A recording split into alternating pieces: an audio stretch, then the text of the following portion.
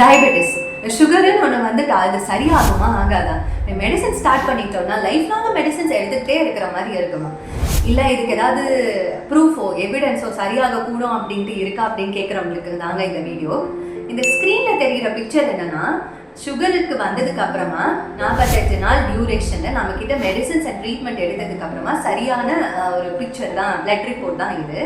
So சுகருங்கிறது வந்து சரியாகக்கூடியது தான். ஆனால் உங்களுடைய பாடி கண்டிஷன் என்ன அப்படிங்கிறத பார்க்குறது ரொம்ப ரொம்ப முக்கியம்.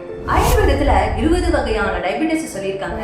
வாத மூலியமாக வருதா, பித்த மூலியமாக வருதா, இல்லை கப மூலியமாக வருதா, உங்களுடைய ஆர்கன்ஸ் எப்படி வேலை செய்யுது, கிட்னி எப்படி வேலை செய்யுது, பேங்க்ரியாஸ் எப்படி வேலை செய்யுது, உங்களுடைய திசுக்களுடைய அமைப்பு எப்படி இருக்கு, இல்லை நர்வ் டேமேஜ், அதாவது கண்ணில் ஏதாவது டேமேஜ் இருக்கா, கை காலில் அந்த எரிச்சல் இருக்கா, யூரினேஷன் எப்படி இருக்கு, அதில் ஏதாவது கலர் சேஞ்சஸ் இருக்கா, பசி எப்படி இருக்குன்னு பல விதமாக அனலைஸ் பண்ணி ப்ராப்பராக நாடி பரிசோதனை பண்ணதுக்கு அப்புறமா ஆயுர்வேத முறைப்படி ரொம்ப ப்ராப்பராக டயக்னைஸ் பண்ணதுக்கு அப்புறமா நீங்கள் ட்ரீட்மெண்ட் எடுத்தீங்க அப்படின்னா கண்டிப்பாக சரியாகும். இதை விட ரொம்ப முக்கியமாக உணவு எடுக்கிற முறையும் லைஃப் ஸ்டைல் மாடிஃபிகேஷன்ஸ்க்கும் வந்து ரொம்ப ரொம்ப முக்கியம்.